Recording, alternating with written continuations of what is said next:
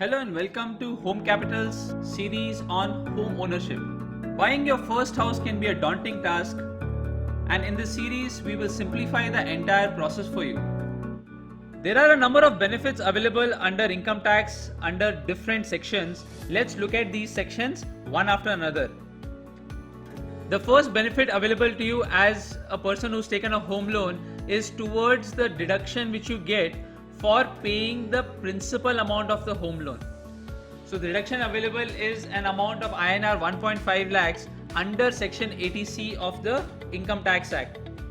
And the second deduction is available towards the interest that you pay for the home loan that you've taken, and the deduction available here is an amount of INR 2 lakhs under section 24 of the Income Tax Act. Again, these two are the maximum limits available. If the amount you actually pay towards the principal or towards the interest is lower, you will have to claim the lower deduction of actual amount paid.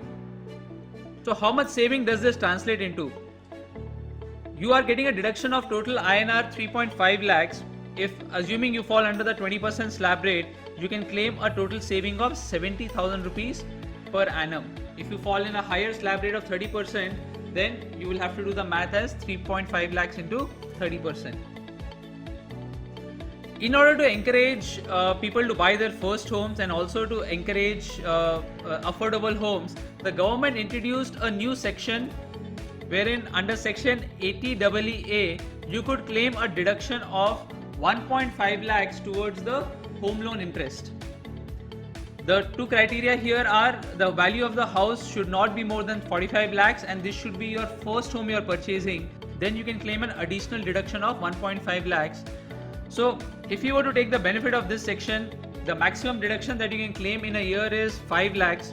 Again, assuming the slab rate of 20%, the total tax saving you can expect is INR 1 lakh rupees per annum. Now, while these are the deductions available to you, there are some points you need to keep in mind to ensure that you can claim these income tax deductions correctly. The first one is you are allowed to claim a deduction for the stamp duty and registration charges that you pay under section 80C, which falls within the 1.5 lakhs limit. So if in the first year of your loan, the principal repayment amount is much lower, you can look at taking a deduction for the registration charges and stamp duty you pay to purchase the house. The deduction of 1.5 lakh on the principal repayment is allowed whether the house is self-occupied or whether it is vacant. One thing you need to note is that these deductions of both the principal and interest amounts start only after you get possession of the house. Right? Then what happens to all the interest that you pay till you get possession? We'll discuss this in the next section. Another important thing is for you to claim a deduction under the Income Tax Act, you should be registered as one of the owners of the property, as a first holder or second holder. Only if you are registered as one of the joint owners, only then can you claim a deduction. Lastly, the interest on the loan that you take, it can be taken not just from a bank or a financial institution. Even the interest that you take from family or friends is allowed as a deduction under this particular section. Now, a very common question asked is what happens to the interest that I pay during the period of when I booked the property and when I actually got possession, because these deductions kick in only after you get possession of the property. What happens to all the interest that you pay before you get possession? Now that is typically what is known as pre-construction interest, right? Or what is known as pre-EMI interest, wherein if you were to buy the property in a particular year and then the property gets completed only after 2 years, that is only it is in the third year the property gets completed. What the government says is whatever is the amount of interest that you paid from the date you purchased the property till the day the construction was completed and you got possession of the home, that particular interest is known as pre-construction interest or what is known as pre-EMI interest. Now this particular amount you can claim as a deduction in 5 equal installments after you get possession of the house. So if you actually ended up paying an interest of 4.5 lakhs over a period of, it can be 2 years or 3 years by the time you got possession of the house, from the day you get possession of the house, you divide that amount by 5. In our case, it becomes 90,000 per year. You're allowed to claim this as a deduction under section 24, wherein you have an overall limit of 2 lakh rupees per year. This INR 90,000 can be claimed as a part of this 2 lakh limit, and that way you don't lose out the benefit of the pre-construction interest that you paid, and you can claim it in 5 equal years after you get the possession of the house. Another very common question that we get asked is it beneficial for me to buy the house in a joint name with my spouse, or should I just buy it in my single name? There are a lot of benefits associated with joint ownership of the house. One is it increases your loan eligibility. If you and your spouse both are working, the income of both of you is taken into account when you do the FOIR calculation to arrive at what is the surplus available in your hand and what is the amount of loan that you can service. In case of a mishappening of death of one of the spouses, the joint ownership ensures that you continue to have possession of the properties without getting into the legal issues of getting the property transferred to your name. The biggest advantage of joint ownership is the benefit available under Income Tax Act of 1.5 lakhs towards principal and 2 lakhs towards interest is available to both the joint holders. So what you're doing here is you're actually doubling the amount of benefits that you can take because the home is in a joint name. Many banks have schemes wherein they kind of give you a benefit, they give you a beneficial interest rate, a reduced interest rate if the first owner of the property is a woman.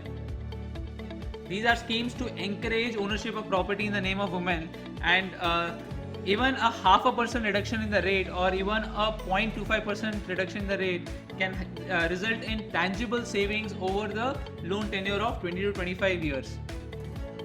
Lastly, joint ownership allows ease and flexibility in the repayment process as you service the loan over a period of time. So if the property is actually going to be jointly owned, the amount of deductions that you can take as a couple, which was 3.5 lakhs and resulted in a saving of 70,000, if the same house is in the name of a couple and both of them are the owners and both of them are servicing the loan of the house, they both can claim a deduction of 70,000 per annum in their respective returns, resulting in a total saving of 1.4 lakhs for you as a couple. So there are a number of benefits which the government gives you under the Income Tax Act to kind of incentivize you to buy the first home and move from being a rented person to a person who can be a proud owner of a house. These income tax incentives kind of cushion the cost of a house and allow you to take this step knowing well in mind that overall your cost is going to be lower than what you are actually paying, because your tax bill is going to get reduced to the extent of home loan interest and the principal repayments. Let's end this episode with a quick recap of the entire episode, wherein we talked about the various benefits of buying a house, wherein you can call it a place as your own and you don't have to worry about the rental payments that are going to reoccur once you decide to buy your house.